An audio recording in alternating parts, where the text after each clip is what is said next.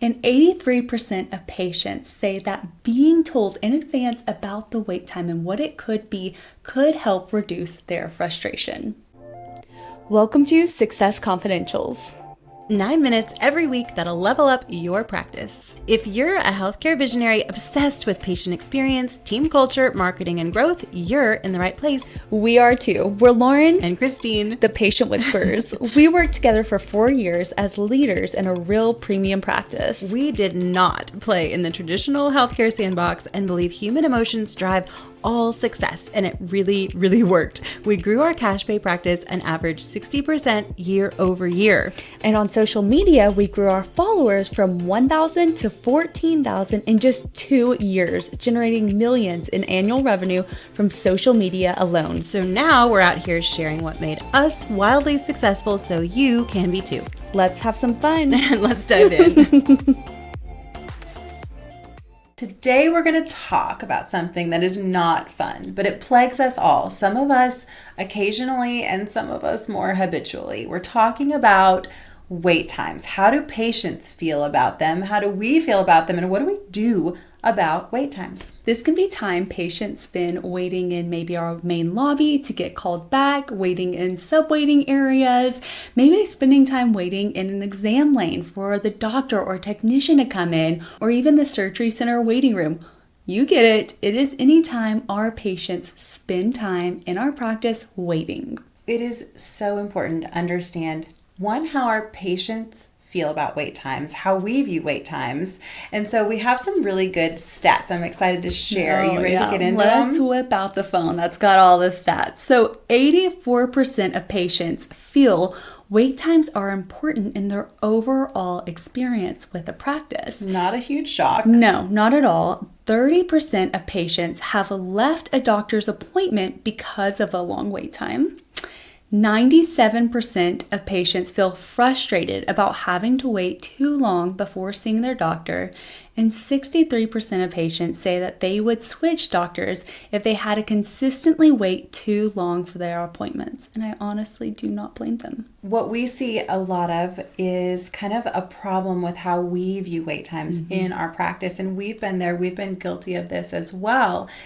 If we as a team don't really think about wait times or think this is just part of how it works and how it goes, or if our providers or healthcare professionals don't really think about wait times as being a big deal to patients, we're going to have some problems because of it. These stats back that up also. So, more than half of physicians surveyed said their patients wait longer than 20 minutes often, which is a problem because 43% of patients feel frustrated when their wait time hits that 20-minute mark.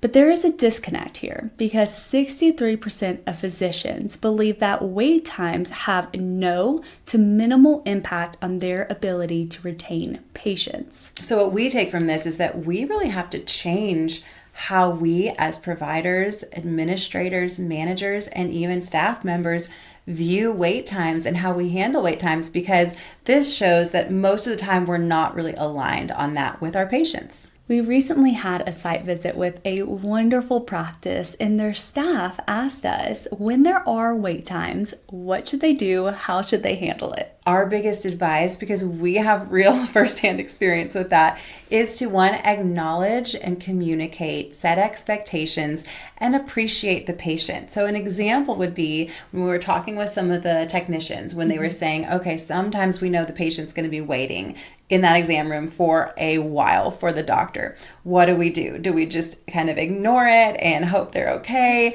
Or do we say something? So we talked through a few examples, a few scenarios. The point is really to be authentic, make it your own, but they all kind of summed up to something like this. Okay, Miss Smith, you are all set. Our time here is over. What's going to happen next is I'm going to take all of this information, your chart, all the tests we just went through to the doctor. They're going to review everything before they come in and meet with you. They're very thorough. This usually takes them 5 or 10 minutes to review all the information. I do know that we are running a bit behind this morning. We had a few patients that just took a little longer with the doctor than we had planned. The great news is that Dr. So-and-so always takes their time with their patients. And so when they get in here to you, they're all yours. You will have their undivided attention. But that did put us about 20-30 minutes behind. We really appreciate your patience. Do you need to use the restroom, or is there anything I can get for you while you wait? Please make yourself comfortable. You can catch up on some emails or texts. I'll pop back in here and check on you if they're not in about 20 minutes. Does that sound good?